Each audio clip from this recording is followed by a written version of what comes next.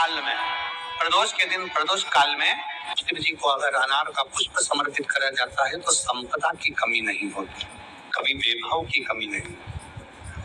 केवल 2 महीना ऐसा होता है, एक होता है वैशाख का महीना, एक होता है ज्येष्ठ का महीना। ये 2 महीने में कभी भी कोई सी भी 2 प्रदोष, किसी भी 2 प्रदोष को ले लो और उसमें अनार का फूल, जो अनार का फल लगता है उसमें फूल भी लगता है, अनार का यदि पुष्प, एक ही पुष्प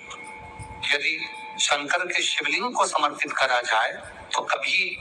हम तो यहाँ तक कहेंगे कि कोई बहुत छोटे से छोटा व्यक्ति है, भले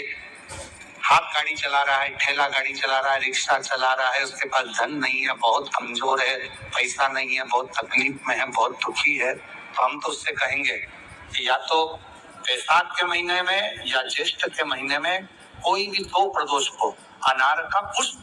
यदि वो समर्पित कर देता है तो निश्चित है उसके घर में वैभव संपदा बढ़ना प्रारंभ हो जाती है, कार्य में उन्नति है। दोष के दिन कमलेश्वर महादेव का नाम, 7 कनेर के पुष्प, कितने? कनेर मालूम है? कनेर के 7, एक बेलपत्र। जिस समय पर कनेर का फूल बेलपत्र के साथ चढ़ाया जाएगा तो 7 कनेर के पुष्प सीधी बेलपत्र पर आपको रखना। 2-3 प्रदोष कर देखना। अगर कोई आपसे कहे कि आपका भाग्य ठीक नहीं चल रहा, आपकी किस्मत ठीक नहीं चल रही, आपके ग्रह ठीक नहीं चल रहा है, आप भाग्यशाली नहीं हो, पहले तो वहां जाओ, उसके बाद देवत्व महादेव के पास 7 कनेर के पुष्प, एक बेलपत्र, कनेर के पुष्प एक बेलपत्र में रखकर नंदीश्वर के पास में बैठकर श्री शिवाय नमस्तुभ्यम बोलकर अशोक सुंदरी वाली जगह पर स्पर्श कराकर भगवान शंकर पर 7 फूल के साथ बेलपत्री की डंडी अशोक सुंदरी की साइड हो, ऐसा स्मरण करते हुए शिव को समर्पित कर दे। वही बेलपत्री 5 बार नमः शिवाय या पंचाक्षर मंत्र, षडाक्षर मंत्र या श्री शिवाय नमस्तुभ्यम बोलकर वही बेलपत्री 3 प्रदोष, 4 प्रदोष, 5 प्रदोष, 2 प्रदोष, जितने प्रदोष आप चढ़ा रहे हैं प्रदोष काल में, वो बेलपत्री लाकर अपने कक्ष में अपने पूजन वाले स्थान पर रख देगा। एक बेलपत्री एक प्रदोष पर लाओगे, अगला प्रदोष आएगा, कितना अंतर पड़ता है आपके भाग्य बदलने में, आपको खुद मालूम पड़ जाएगा कि आपकी किस्मत कैसे बदल रही है। मेहनत आपको करना है, श्रम आपको करना है, आपको लगाना है, और बेलपत्री और कनेर का पुष्प शिव चालू करो प्रदोष चढ़ाना। किसी व्यक्ति ने अपनी जिंदगी में एक नियम बना लिया कि मुझे प्रदोष के दिन बाबा देवाधिदेव महादेव को एक कमल का पुष्प चढ़ाना। और कई मौसम ऐसा होता है कि उसमें कमल का पुष्प नहीं मिलता तो कमल गट्टा बाजार में मिलता, देखा है आप लोगों ने, काला कलर का होता है कमल गट्टा। एक कमल का गट्टा भी यदि देवाधिदेव महादेव को, यदि कोई कितना भी दरिद्र है, कितना भी गरीब है, उसका कोई व्यापार नहीं, कोई व्यवसाय नहीं, कोई नौकरी नहीं, कोई चाकरी नहीं, इतना भी परिस्थिति से मारा हुआ व्यक्ति है, अगर उसने प्रदोष नियम बना लिया, प्रत्येक 12 महीने का मैं नियम लेता हूँ और पूरे 24 प्रदोष मैं बाबा को कमल का, जिस समय पर कमल का पुष्प मिल जाए उस समय पर कमल का पुष्प चढ़ाओ, ना मिले तो कमल गट्टा चढ़ाओ। और जिसने प्रदोष का नियम बना लिया, एक साल पूरा नहीं होगा और मेरा बाबा उसका हाथ पकड़कर उसको मंजिल तक पहुंचाना पड़ेगा। इतना भी करें, इतना भी ये लोमश ऋषि की करनी, ये लोमश बाबा का चरित्र कथा, कितनी भी गरीब परिस्थिति क्यों ना हो, कितना भी दरिद्रपन क्यों ना हो, कुछ नहीं करना। गुरुवार का प्रदोष पड़ जाए, बृहस्पतिवार का यदि प्रदोष पड़ जाए तो प्रदोष के दिन प्रदोष काल में किसी शिवालय में जाएं, शंकर के मंदिर में जाएं, एक ही दिए के अंदर एक फूल बाती, कैसी बाती है, फूल बाती, और उसी दिए के अंदर एक लंबी बाती, 2 बाती। कौन सी बाती है, जम के बोलो जरा। एक फूल बाती, एक लंबी बाती, 2 बाती। एक ही दिए के अंदर फूल बाती, लंबी बाती दोनों रख लें, थोड़ा सा घृत की बातियां, तेल की बाती नहीं, घी की बाती रखें, और दोनों बातियां उसमें रखकर 3 बेलपत्र भगवान शंकर के मंदिर में लेकर जाएं। दिए को भी प्रज्वलित नहीं करना है। पहली बेलपत्र नंदीश्वर की जो ऊपर का भाग होता है, जिसको हम शिव तत्व भाग कहते हैं, नंदी के पीठ पर एक भाग होता है जिसको शिव तत्व भाग कहा जाता है, वो नंदी की पीठ पर जो भाग है वहां पर एक बेलपत्र समर्पित करें। दूसरा बेलपत्र आप जो माता पार्वती जी का, जैसे ये शिवलिंग है और ये गोल भाग है, ये माता पार्वती जी का हस्तकमल है, तो माता पार्वती जी का जो हस्तकमल है, इस हस्तकमल पर कहीं पर भी एक बेलपत्र आप समर्पित कर दें। और तीसरे नंबर की जो बेलपत्र है, वो भगवान शंकर पर समर्पित कर दें। जो दिया आप लेकर गए हो मंदिर में, उसी दिए को नंदी और महादेव इन दोनों को दर्शन कराते हुए अगर मंदिर के अंदर लगाने दें दिया तो ठीक है, ना लगाने दें तो दीप को बीच में बस स्पर्श कराकर भले बाहर जाकर लगा दो, पर प्रयास करो वो दीप वैसे तो बीच में नंदी और शिव के मध्य में वो दिया स्पर्श होना चाहिए। जैसे ये नंदी है और ये शिव है, तो इसके मध्य में दीप स्पर्श कर ले, भले उसको जलाने ना दे, पर स्पर्श मात्र कर कर अगर आपने एकांत में कहीं पर भी ले जाकर लगा दिया, उस दीप को जला दिया, तो गया हुआ कितना भी करोड़ रुपया हो, वो धीरे धीरे कर कर गया हुआ धन हमारा वापिस आता ही है। कोई खाकर भी बैठ गया तो देगा जरूर, वो धन आएगा जरूर, कैसे भी आएगा, पर अपनी संपदा वापस।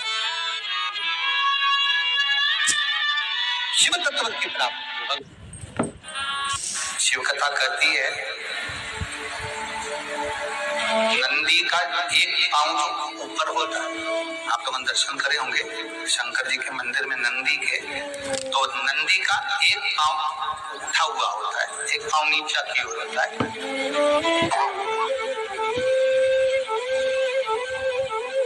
शिव पुराण की कथा कहती है, मान लो कोई हड्डी से जुड़ा हुआ रोग, नेत्रों से जुड़ा हुआ, मस्तिष्क से जुड़ा हुआ कोई रोग रहता है, तो एक नीले कलर का फूल आता है, उस फूल में हल्दी डालकर गुरुवार का प्रदोष पड़ने पर जो नंदी के पांव के पास समर्पित कर देता है महाराज, उसका रोग धीरे धीरे समाप्त होने लगता है। लिंग पुराण कहती है कि नंदीश्वर भगवान के सामने जो पुष्प समर्पित करा जाता है उसको, ये तो लिखा था स्कंद पुराण और शिव पुराण। लिंग पुराण कहती है जो फूल आपने समर्पित करा उसको लाकर पानी की बाल्टी में डालकर आप स्नान भी कर सकते हो, उससे भी हड्डी के जितने रोग होते हैं उसमें आराम लगने लगता है। जैसे कहीं शरीर नहीं चल रहा, हाथ झुंड पड़ रहा है, हाथ काम नहीं कर रहा, हाथ में झुंझुनी आ रही है, कंपन आ रहा है, उसमें भी ये प्रयोग पर होना चाहिए बृहस्पतिवार की प्रदोष। कौन से बार की? बृहस्पतिवार, गुरुवार की प्रदोष। बंदर वाले में इतना बल होता है, बंदर दरवाजे पर लगाने का अलग अलग क्रम है। जब घर में बच्चा नहीं होता 20-20 साल तक, 15-15 साल तक, 18-18 साल तक जब औलाद नहीं होती, 4 साल शादी के हो गए, 5 साल हो गए, दवाइयां भी ले रहे हैं, इलाज भी करवा रहे हैं, सब कुछ कर रहे हैं, फिर भी संतान नहीं हो रही, तब जब तुम्हारा मन कर जाए, तुम्हारी इच्छा कर जाए, तो पीपल का पत्ता और आम का पत्ता, इन दोनों की बंदर वाला प्रदोष के दिन अपने घर के दरवाजे पर बांधना चालू कर दो। एक प्रदोष से दूसरे प्रदोष तक वो बंदी रहना चाहिए, फिर वो ठंडी करो, दूसरे प्रदोष से तीसरे प्रदोष तक बंदी रहना चाहिए। ऐसा जब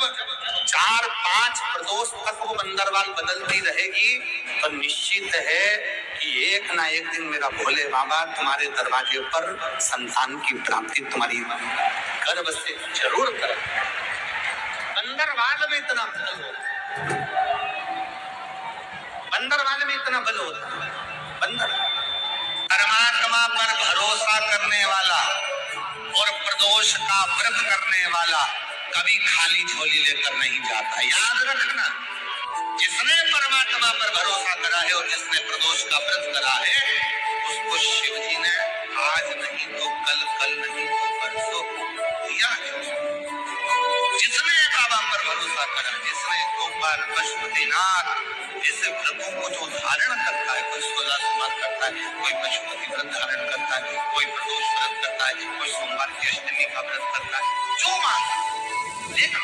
थोड़ा देर कर सकता है, प्रदोष के समय समय पर अगर मान लो कोई भिखारी से भिखारी व्यक्ति भी है जो ठेला चला रहा है, उसके पास में खाने के लिए कुछ नहीं है, फटे कपड़े पहन रहा है, उसकी जिंदगी में कुछ भी नहीं बचा और कर्जे में लतालुम हो गया, एक चावल का दाना अगर वो प्रदोष के दिन, प्रदोष काल में शाम के समय पर शंकर के शिवलिंग पर चढ़ा देता है तो 3 या 4 प्रदोष में उसका कर्जा चूकना प्रारंभ हो जाता है। प्रदोष का विधान, प्रदोष काल का दीप,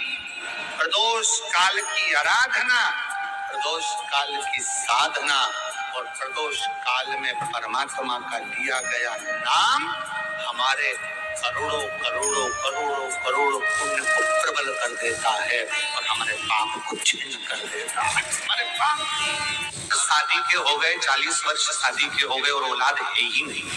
डॉक्टर ने भी हाथ दवाखरी में एक काम चालू करो, प्रदोष का दिन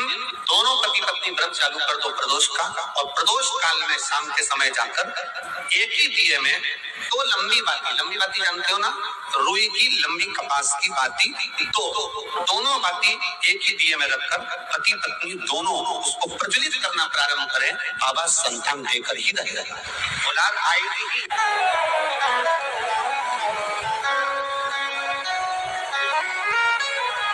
प्रदोष के दिन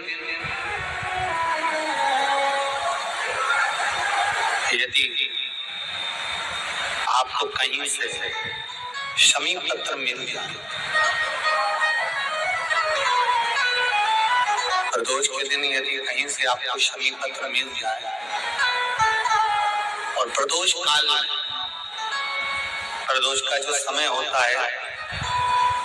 शाम का जो समय होता है प्रदोष काल में, 4 प्रदोष 5 प्रदोष आप कर देखिएगा कि आपका कोई काम है, कोई नौकरी के लिए आप अप्लाई कर रहे हैं, कोई समस्या बड़ी विकट आ गई है, कोई तकलीफ बड़ा गला पकड़ रहा है, कोई तकलीफ विकट आ गई है, कोई समस्या विकट आ गई है, प्रदोष की प्रदोष काल अगर एक शमी पत्र भी आप घर के शिवलिंग को, अब ये करने के लिए आपको मंदिर के शिवलिंग नहीं जाना, अपने घर में जो शिवलिंग, चाहे वो स्फटिक का हो, पारद का हो, कंकर शंकर का हो, लकड़ी का हो, जो शिवलिंग तुम्हारे घर में, कांच का हो, चाहे वो नर्मदा के कंकर का हो, नर्मदेश्वर हो, पाषाण का हो, जो शिवलिंग चांदी का हो, सोने का हो, तांबे का हो, पीतल का हो, जो शिवलिंग तुम्हारे,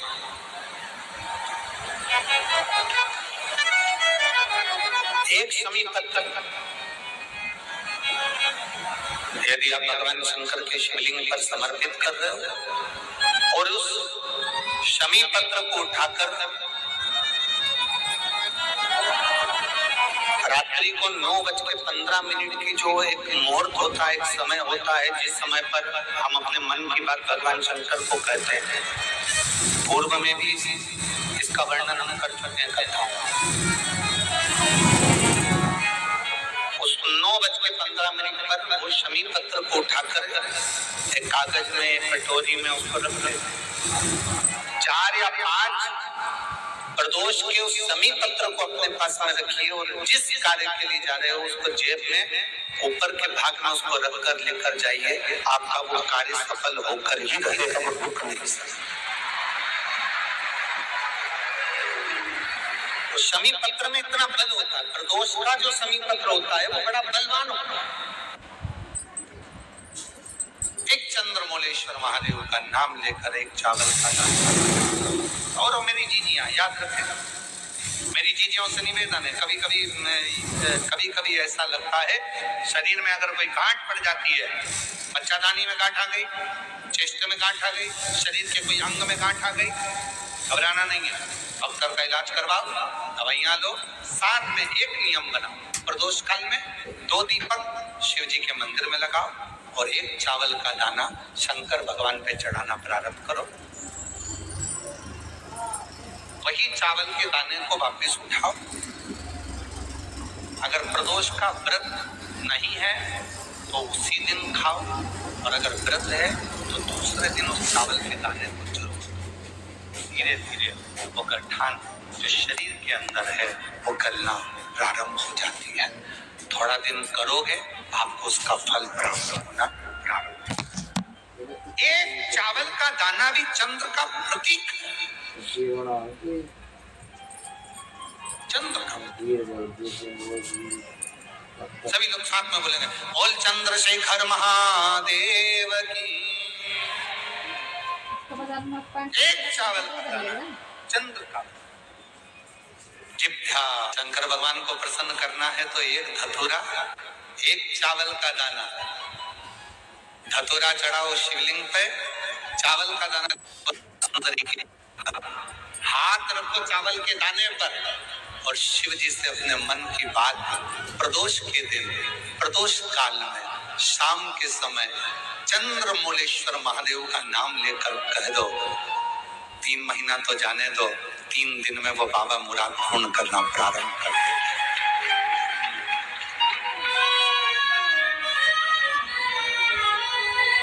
किसी भी प्रदोष के दिन एक धतूरा यदि हम शिव जी पे चढ़ा रहे हैं, एक चावल का दाना अशोक सुंदरी वाली जगह पर चढ़ा रहे हैं और अपना हाथ उस चावल के दाने पर रखकर चंद्रशेखर चंद्रमौलेश्वर महादेव के नाम का उच्चारण कर रहे हैं। श्री शिवाय नमस्तुभ्यं, श्री शिवाय नमस्तुभ्यं उच्चारण कर रहे हैं, दिल से प्रार्थना कर रहे हैं, निवेदन कर रहे हैं, नमन कर रहे हैं, बाबा को अपने मन का भाव कर रहे हैं। तो वो 3 महीना तो बहुत दूर है। मेरे बाबा ने अगर कृपा करी तो 3 महीने में मेरा बाबा करुणा करना, दया करना प्रारंभ कर दे। देवी प्रदोष के दिन एक धतूरा यदि हम शिव जी पे चढ़ा रहे हैं, एक चावल का दाना अशोक सुंदरी वाली जगह पर चढ़ा रहे हैं और अपना हाथ उस चावल के दाने पर रखकर चंद्रशेखर चंद्रमौलेश्वर महादेव के नाम का उच्चारण कर रहे हैं। श्री शिवाय नमस्तुभ्यं, श्री शिवाय नमस्तुभ्यं उच्चारण कर रहे हैं, दिल से प्रार्थना कर रहे हैं, निवेदन कर रहे हैं, नमन कर रहे हैं, बाबा को अपने मन का भाव कर रहे हैं। तो वो 3 महीना तो बहुत दूर है। मेरे बाबा ने अगर कृपा करी तो 3 महीने में मेरा बाबा करुणा करना, दया करना प्रारंभ कर देंगे। चंद्रशेखर कथा सुनो, कथा की आरती हो, प्रणाम करना, रज को अपने मस्तक से लगाना, विनय करना। बाबा बहुत दुखी हूं, मेरे कालाधिपति महाकाल, हे मेरे चंद्रशेखर महादेव, हे मेरे सोमनाथ, हे मेरे मल्लिकार्जुन, बहुत दुखी। मैंने सुना है तेरे दरबार में आया कभी कोई खाली ना गया। मेरे महाकाल, दुनिया के दुख को हरने वाले मेरे दुखड़े को भी दूर कर, मुझे तेरी कृपा की दृष्टि कर दे, कृपा की। प्रदोष, शिवरात्रि, सोमवार की अष्टमी, ये वो तिथियां हैं, ये वो वार हैं। अगर कोई भूल से शंकर भगवान के शिवलिंग का निर्माण करता है या अपने घर में रखे हुए शिवलिंग पर शमी पत्र को समर्पित कर देता है तो जिंदगी में उसका बाल बांका हो ही नहीं सकता। प्रदोष के शमी पत्र में बल होता है। प्रदोष के शमी पत्र में सारे देवता रोज भ्रमण पर नहीं निकलते।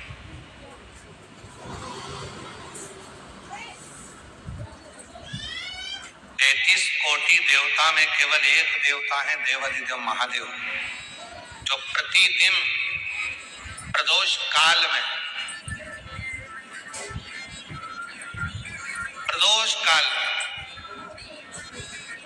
शाम के समय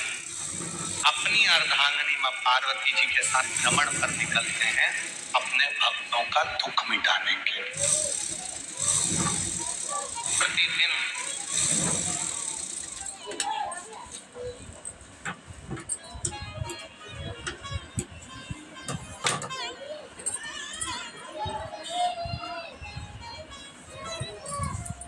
पहले दिन की कथा में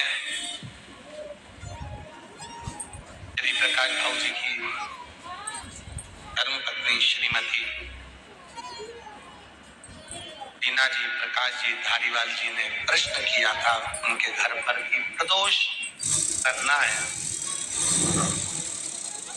तो पहले तो मेरा निवेदन है कि प्रदोष को समझें कि प्रदोष का मतलब संसार का कोई मनुष्य कितने भी दोष कर ले, उसकी जिंदगी के सारे पाप उसने जितने भी करे हों, यदि प्रदोष का दिन है, जिस दिन प्रदोष है उस दिन यदि उसने व्रत धारण करा, केवल एक दिन ऐसा होता है प्रदोष का जिस दिन 33 कोटि देवता और 64 योगनियां भी भगवान शंकर के सामने अपने मन की बात कहने के लिए प्रदोष काल में खड़े होते हैं और शिव जी अपने हाथों से उनके दुख मिटाते मिटाते जाते हैं। वो प्रदोष का व्रत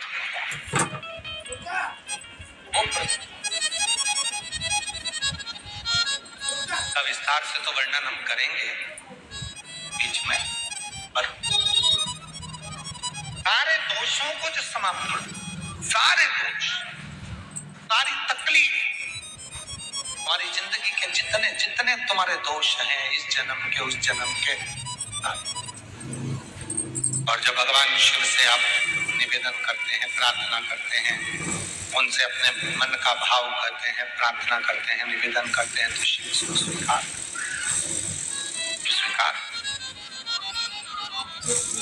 खड़े हैं देवता। भगवान शिव नेत्र बंद करके बैठे,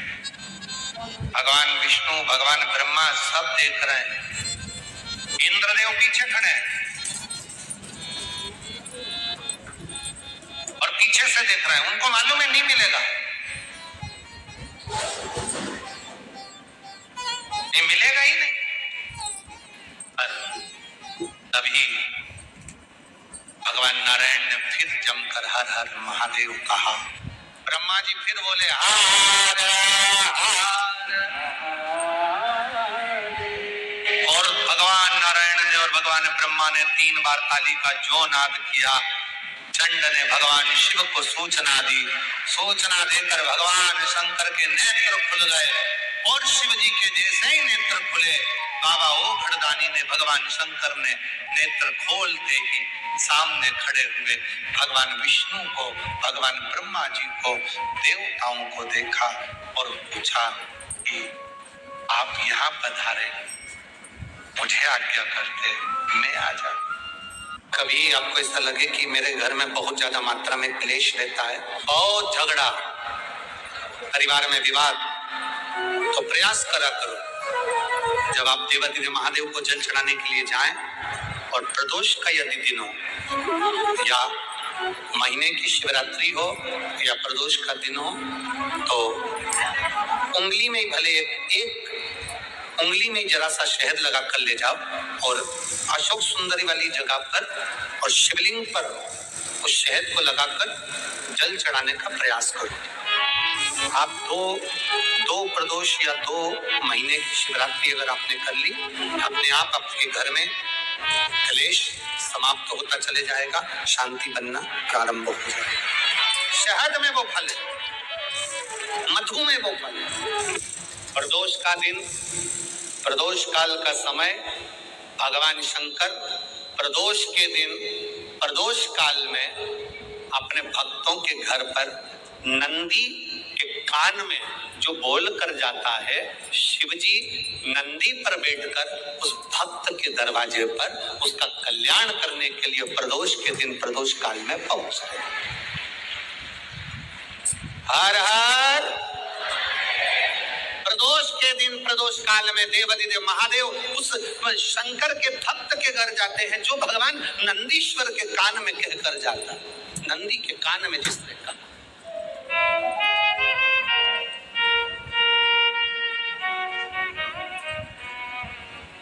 शंकर भगवान के इस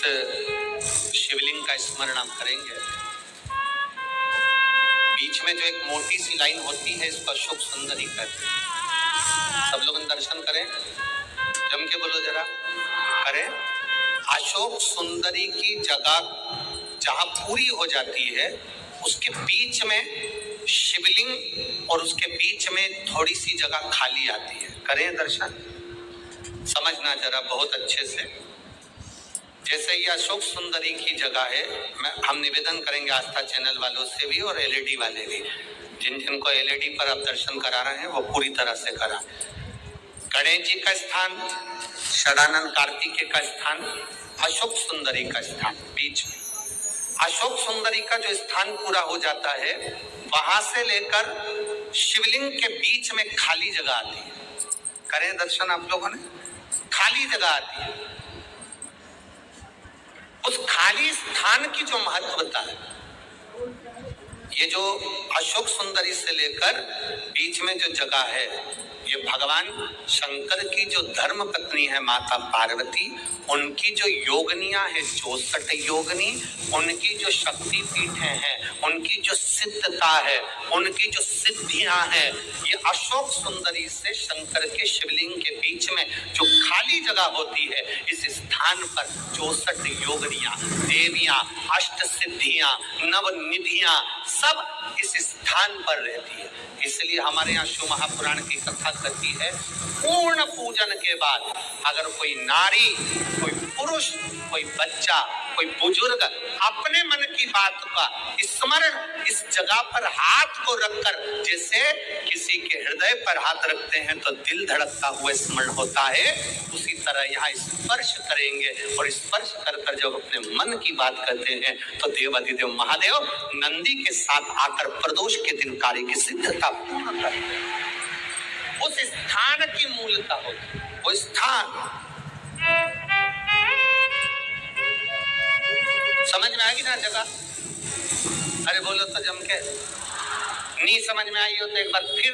वापिस समझ लीजिए, फिर समझोगा। स्थान देखिएगा, अपने को भगवान की कृपा से यहाँ नागपुर में शंकर जी का शिवलिंग कोई ने कागज का बनाकर यहाँ जो भेजा, ये काम बाबा की कृपा से आप लोगों के स्मरण के लिए आया। देखिए जरा, गणेश जी का स्थान, कार्तिकेय जी का स्थान, बीच में ये आ गई अशोक सुंदरी की मोटी सी लाइन। अशोक सुंदरी की लाइन जहाँ खड़ी हो खत्म होती है, वहां से जो शिवलिंग रखा है इसके बीच की जो जगह है, ये जो बीच में अशोक सुंदरी के स्थान से लेकर शिवलिंग के स्थान के बीच में जो खाली जगह है, ये 64 योगनियां, अष्ट सिद्धियां, नवनिधियां, सब कुछ मेरे देवाधिदेव महादेव ने माता पार्वती को अपने चित्त वृत्ति के साथ यहाँ अनुमति प्रदान कर रखी है। वहां का स्पर्श, वहां का मात्र स्पर्श और हमारे दिल की बात, शंभो शरण